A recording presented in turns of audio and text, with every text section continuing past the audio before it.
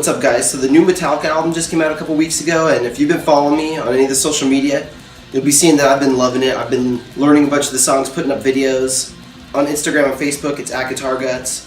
On Twitter, GuitarGuts USA. If you just saw the intro of this, you saw that I was playing Hardwired, which is the opening track off the new Metallica album, Hardwired to Self-Destruct. I love it. I think it's amazing.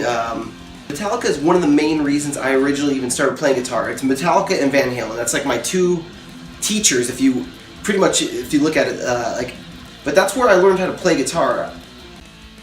Metallica was my first tapes. My first CD was Kill 'Em All. My first concert was the First Summer Sanitarium, and all my guitars when I first started playing were Metallica style, Metallica influenced completely. My Les Paul is exactly like James and Kirk both played black Les Paul customs like that. I've had Explorers over the years like James Hetfield.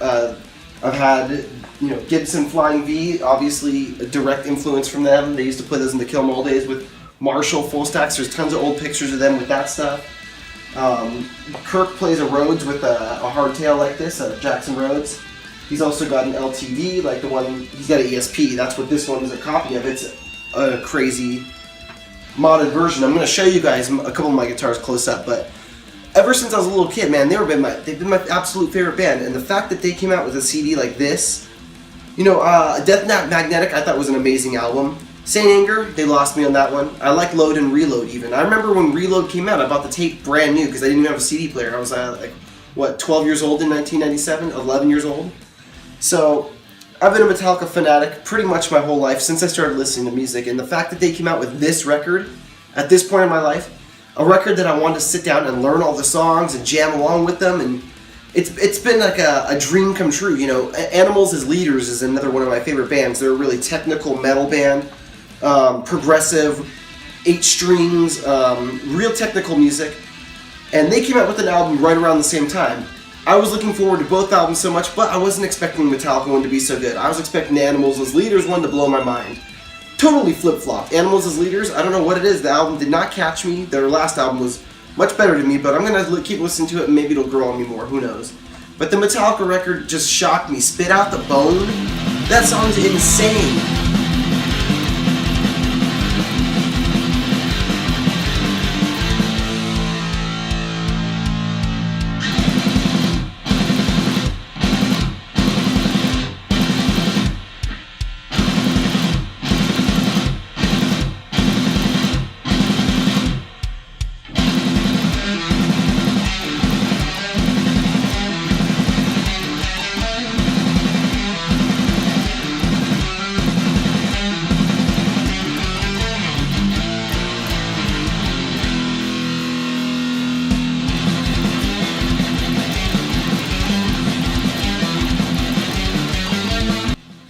It's got a Kill 'Em All feel. The vocals are like Injustice for All.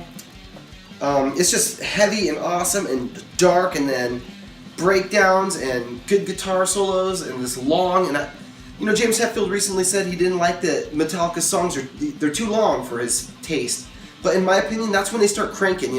They do the intro, the verse, chorus, then they do some type of bridge, and that's where the song usually takes off. A lot of these ones they do, anyways. They become this whole other song, and they go into a whole other thing, and then the guitars come in harmonized, and the solos come in, and then they bring it back around to the beginning of the song again, and you're like, oh my god, it's the same song still? 10 minutes long, 8 minutes long, whatever. That's Spit Out the Bone, they did that with that, and I love it. That dual harmony thing that they do.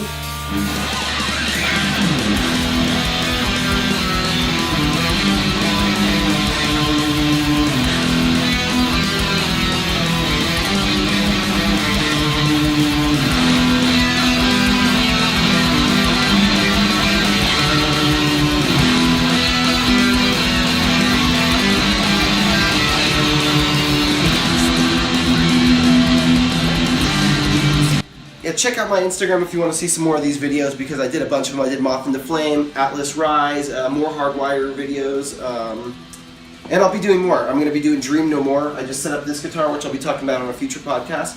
It's in D standard, so it's a step down. It's heavy and low, and Devil's Dance, Sad But True, songs like that are on that guitar's tuning. So I want to talk about this guitar.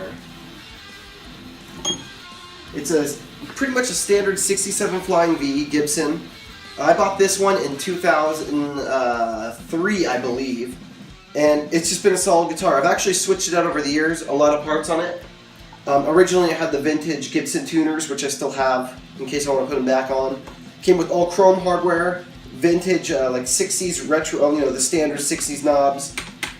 The switch is upgraded to or switched over to a black one. I had EMGs in this thing at some points even, but after all the years I've had all my guitars have had different pickups a bunch of times, and this one I decided to go back to the stock ones, and I couldn't be much happier. These pickups crank.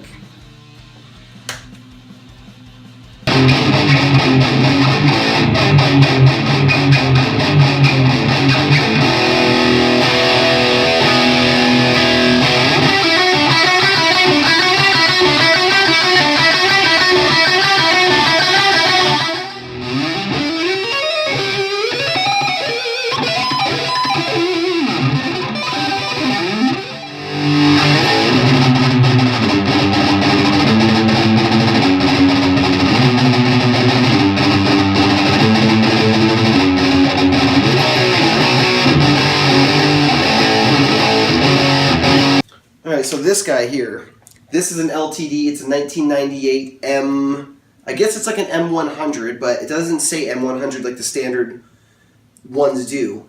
I think this is their first fleet of guitars that came over here. This is Korean made, which the new ones are now China and Indonesia. This thing's actually a very good guitar. It was about $600 at the time. I bought it from a place called World Music, which is gone now, but it was a local shop here in Simi Valley.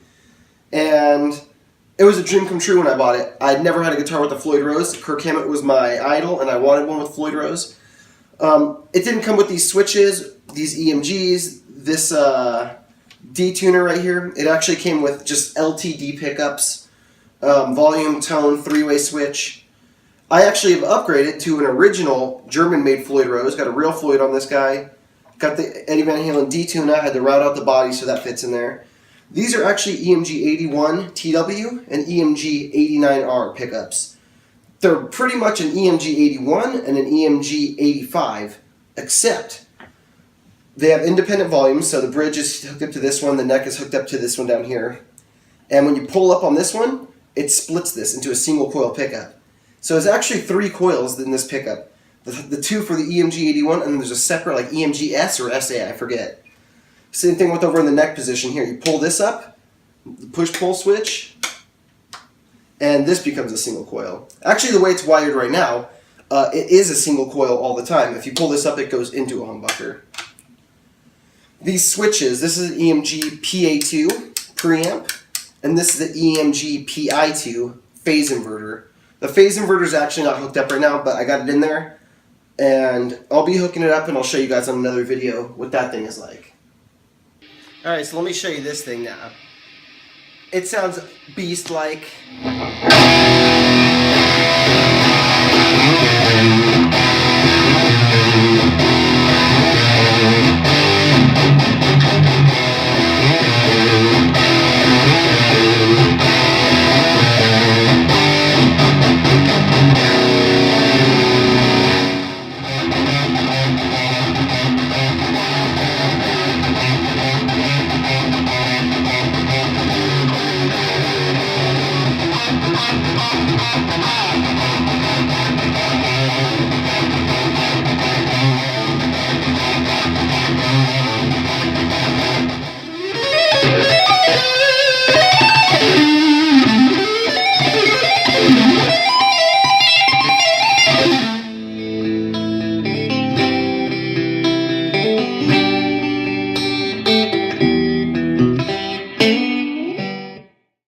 Hey, thanks so much for watching, guys. If you liked the video, please subscribe, hit the like button, show some of your friends, maybe share it on your Facebook.